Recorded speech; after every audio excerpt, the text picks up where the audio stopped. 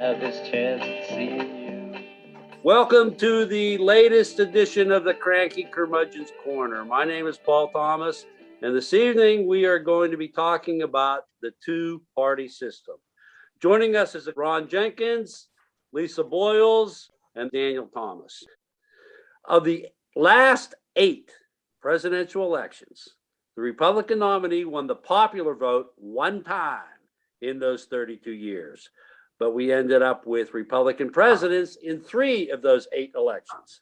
If the January 6th coup attempt had been successful, it would have been 4 out of 8, 50%. What is our problem? The Constitution, as it is written, we already talked about the Electoral College, social media, the two-party system, or is this the inevitable march to a fascist dictatorship? You tell me, Dan, what is our problem? What do you attribute as the most significant reason why we end up with the popular vote not ending up with presidents all the time? Well, the Electoral College does a lot about that. The population of Washington, D.C. is greater than the population of Wyoming, and yet Wyoming has a lot more electoral authority than Washington, D.C. does. So, yeah, we're ignoring the votes of our people, and we have set up a system. Well, I can blame pretty much everything in this country to racism and sexism. The southern states were richer during the writing of the Constitution, but they had less voting citizens at the time.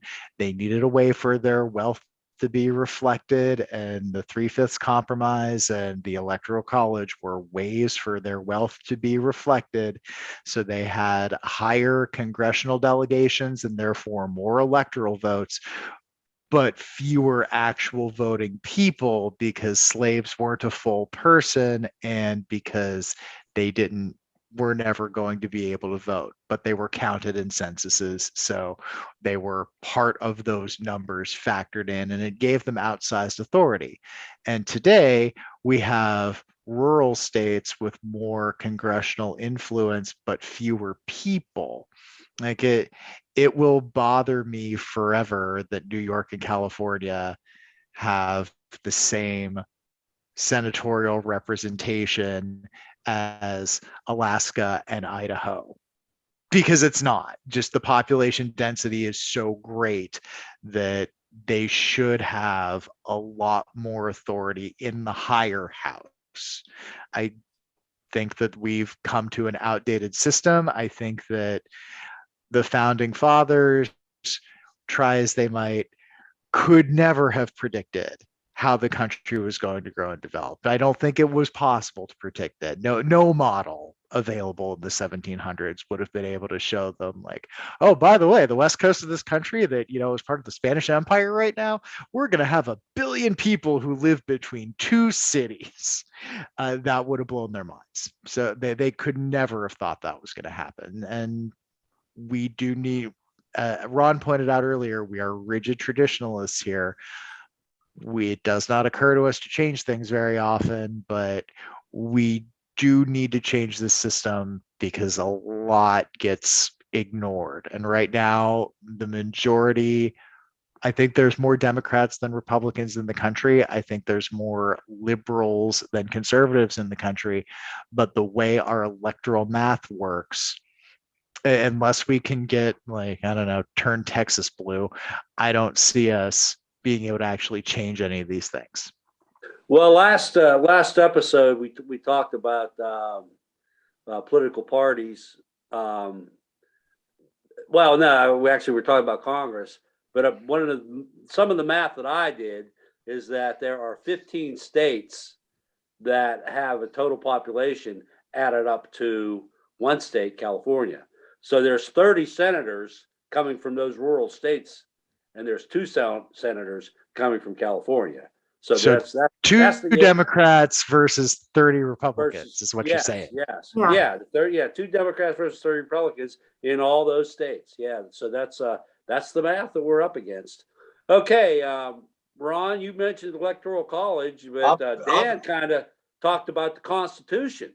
I'm sticking with the Constitution well, lately, do you think it's being followed? I don't. So the Constitution isn't playing the role with this as much as that Electoral College is. Just like you said, if you have 15 states and you got 30 Republicans being elected out of that because of the Electoral College, and you have one state getting two, then it's not a good system. It's really not a good That's system. not the Electoral College. That's the Constitution that gives That's the, every yeah. state Well, two. yeah. Well, then, Yeah. okay, but the Electoral College still plays a role in all of this, and that's No what I'm going back to saying, that it's so antiquated that it's not working it for the new millennium whatsoever. It's not. Our population grows, and you have more people out there. If you stick with the popular vote, you're better off. That's just what I believe. What do how are you going to get an amendment to the Constitution about voting is going to be one of the most impossible things. I can see the Republicans on that, like, white on rice, because that's just the way that's going to be. But they could look at the Electoral College a lot more easier. Yeah, talk about filibuster reform. You need 2/3 of both houses to get an amendment passed on the Constitution. Sure. Okay, Lisa, what do you think is our biggest problem here as far as getting the popular vote to work in this country? I think Dan nailed it. I think it's a combination of factors. And then you throw in the rigidity of traditionalism of America, trying to make those changes, like Ron said. It's going to be, it's ridiculous. We're not going to be able to, but it's very antiquated. It's both, like our forefathers did not expect, that what's going on in California as far as the population. I mean, that was nothing. And so what do? How do we modernize something?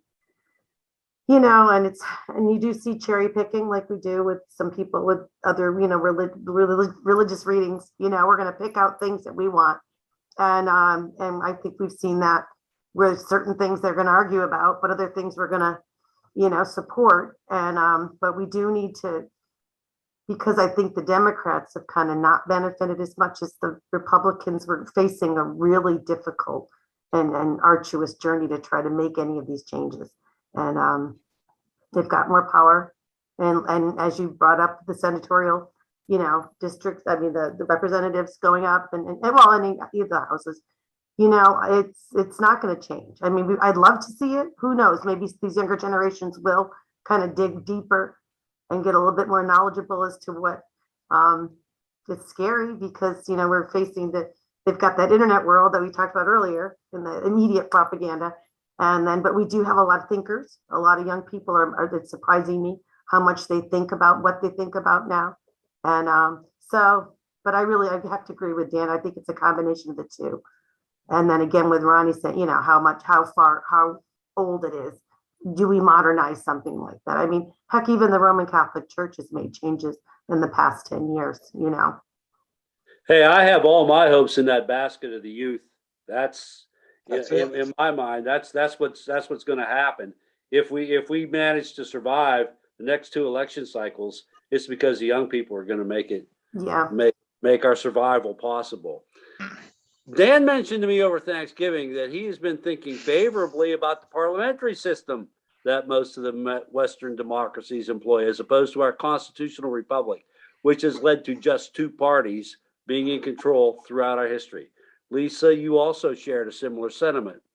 Do you believe that if we adopted a parliamentary system with the prime minister leading a coalition of multiple parties, it would be better or worse than our system of 3 branches? If so, why or why not? Lisa, I'm going to let you go with this one. Oh, this is such a loaded question. I mean, I guess it'd be the change that might, would we be able to adapt?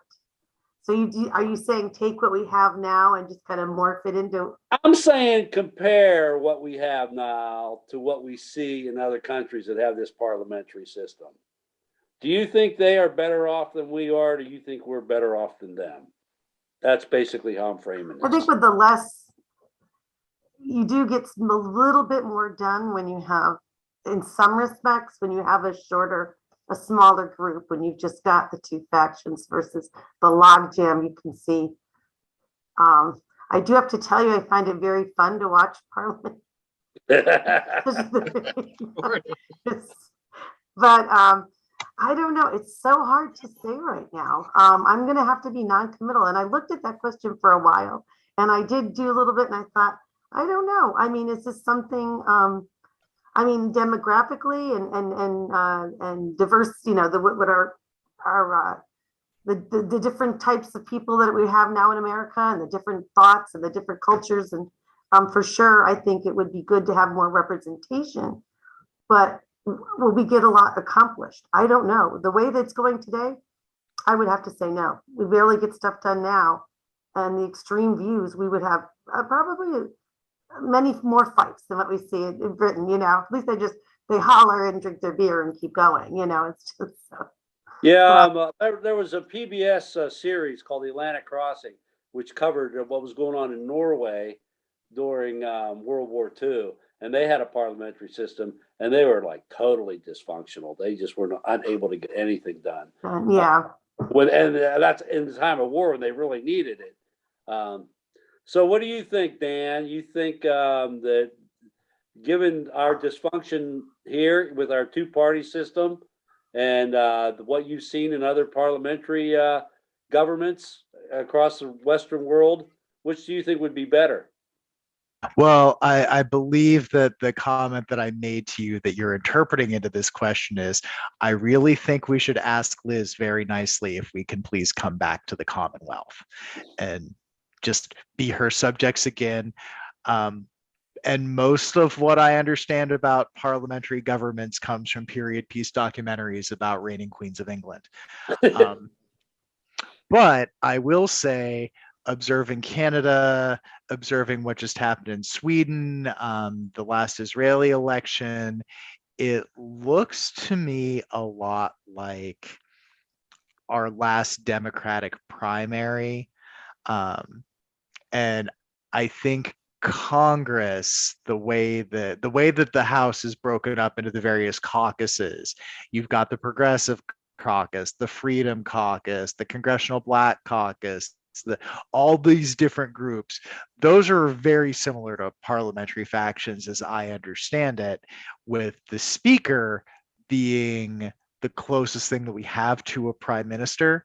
Mm-hmm. And the difference is, if until very recently, as I understand it, if the speaker or the prime minister lost a vote, then they were just out and a new coalition had to form. And the way I understand it is that kind of stopped with Prime Minister Theresa May in England, because until Boris Johnson, nobody else wanted that job. So she got to keep it, even though she kept failing to get the votes, which was the one thing she was supposed to be doing. And then when she finally washed her hands of it and Johnson won the election to replace her, he's been failing at votes since he got in, but nobody else wants it. So that would not be the case in Canada for Justin Trudeau. If he lost a big vote, then he would not be prime minister anymore, as I'm following the news. But people want that job. They don't want it in England because things are much messier. So I think that we have a very similar system already. It's just Pelosi won't be replaced as the speaker unless Democrats lose next year. If we lose next year, then she will be replaced with Kevin McCarthy, who is not smart or well-intentioned, or I don't even know how he gets elected to his seat. He's not charismatic. I don't know what I have yet to find the redeeming quality about Kevin McCarthy, and I do not want him to be the next Speaker of the House. At least Paul Ryan and John Boehner were smart. So yeah, I think that we've got if you're aligning caucuses the same way that you align parliamentary parties, then yeah, we have a very similar system, just the speaker doesn't lose the gavel as easily.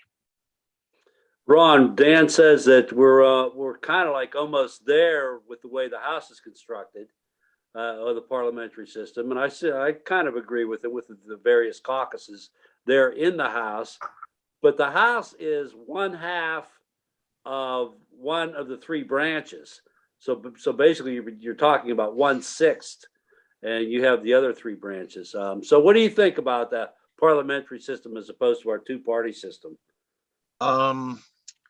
Well, when we were formed, there was a bit of that parliamentary system that went into our government.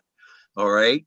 We did come from England, and we did carry some things along with us, but we set it up differently. I think our system is fine. I think that the way with the three branches, we can fast track things a little better than they can with parliamentary rule. I've seen Parliament in action. And like Dan said, if you lose the power as a prime minister, if your party, they can go to the other aisle. They can do this. That leaves you almost powerless. You're just a figurehead at that point. Okay, at least the president doesn't lose any veto powers in our system. The things stay the same. I don't think there's a problem with our system. What I think a problem is the lawyers that the congressmen run to see how they can circumvent the Constitution and find little bits and pieces. It drags things out. And this is it's always going on there behind the scenes. How can we beat this constitutional amendment? How can we legally make it not work? And they try to do that all the time. But is that not in itself a failure of the system? It is. Get rid of the lawyers. Get rid of the lawyers. I mean, this is what you have. You have these guys constantly figuring out ways to circumvent through legal actions our Constitution. So you need to look at that. We need to look at those things. This system of three branches of government will work as long as they follow the way that it's supposed to work. When they spend hours and hours figuring out how they can circumvent it, that's where the problems come. That's where the foot dragging comes. All these appeals being filed, for example, from these congressmen who are involved in this insurrection. How long are these appeals? How many appeals are they going to be allowed to have? How many times are they be able to plead the fifth? How many times before the American public gets the answers? We need to fast track things. That's all there is to it. It doesn't take away from our judicial system to do that, but we have to do it. The American people are demanding answers, and the executive branch of the government, the judicial branch of the government, all three of them work together, and they can work together if it's done right. If we're just letting too many lawyers getting involved in how we can circumvent it. And this is what causes a problem. If you go parliamentary, imagine we can barely function with the House and Senate.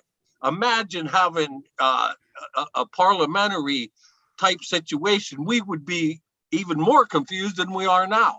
So I like sticking with the system. I just think we need to clean it up. Well, you segued me precisely into the last question. I've heard it opined many times that we have three equal branches of government, but I don't see them as equal at all, because the minority party has managed to stack the deck. Just look at the last three justices appointed to the Supreme Court: Gorsuch, Kavanaugh, and Coney Island Barrett, all due to the cynical duplicity engineered by Moscow Mitch. Right. Do you think the executive, legislative, and judicial branches share power equally, or has our two-party system skewed it so that the power is unequally distributed? Ron, you say it's the lawyers. I do. I say it is skewered. It is skewered. It's not working because we're not letting it work as it was set up to work.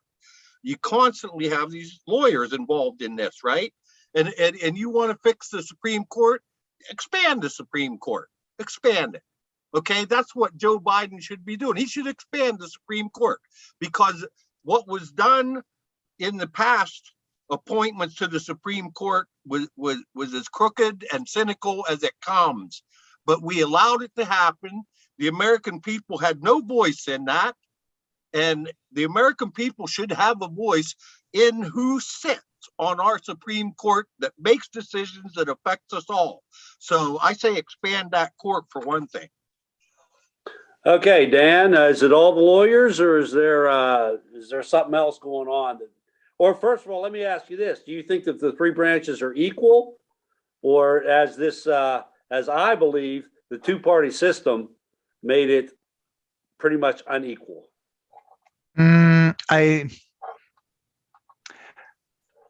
It's a complicated question. I don't think that the three branches really are equal. I think that the judicial branch has more authority than the other two because it can look at something the other two have done and say no.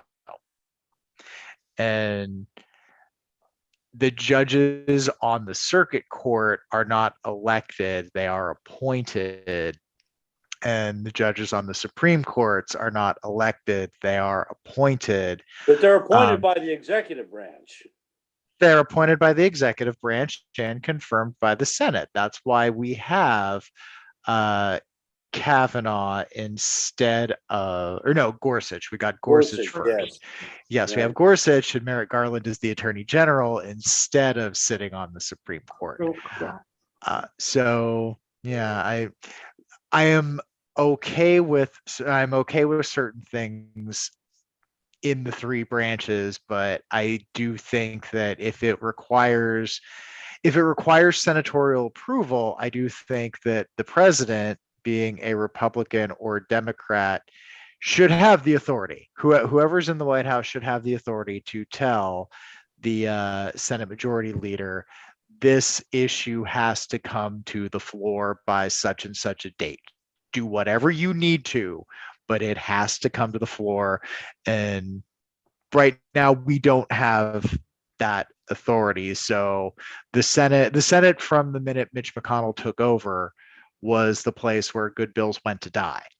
And now that he still has the filibuster, and Joe Manchin and Kyrsten Sinema are dead set against filibuster reform, Democrats hold the Senate in name only, because anything that a Democrat proposes will die. He doesn't want anything. He doesn't want anything bipartisan. And the only reason the bipartisan infrastructure bill went anywhere in the Senate was the idea that if Manchin and Sinema think that the filibuster will prevent anything from being done, which is ultimately what the Republicans want, is nothing to happen, then they might change their minds about reforming it. So 10 of us sign on quick, vote for this thing, and then we'll send it to the House. In the House, the Republicans accused everyone who voted for it in the House of being a traitor to the country. They don't care that Mitch McConnell voted for it. That's irrelevant to them. That's why I also think that the Republicans in the House are 100% performative and have no interest in legislating whatsoever. But I don't think that the branches are equal, because they're choosing not to function. They're choosing to be dysfunctional. So they're choosing to be partisan, right? They are choosing to be partisan. Yeah, and Democrats do it too, and I get it. And I know that in the past, when we were less polarized, if you nominated somebody who was competent for a position, if the president nominated a cabinet member who was competent for the position, even if you didn't like them, as long as you knew they were competent for the position, senators would vote for them in most cases.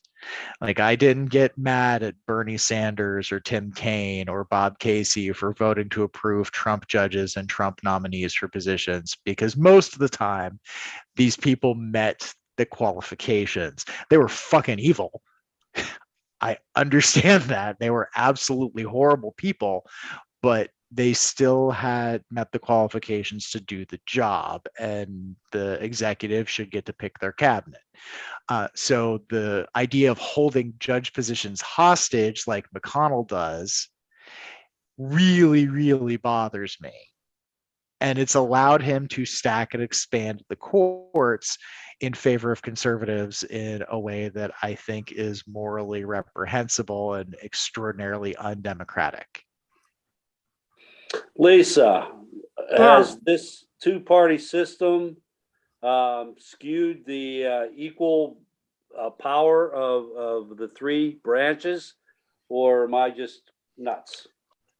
I think it has. And I think, we have lawyers, but, to quote one of my favorite singers, we have lawyers, guns, and money, you know what I mean? And money is a big factor, that I think, we see a lot of that, maybe money through the lawyers is a filtering device using the intelligence, to manipulate. But yeah, it's really, it's so distorted now.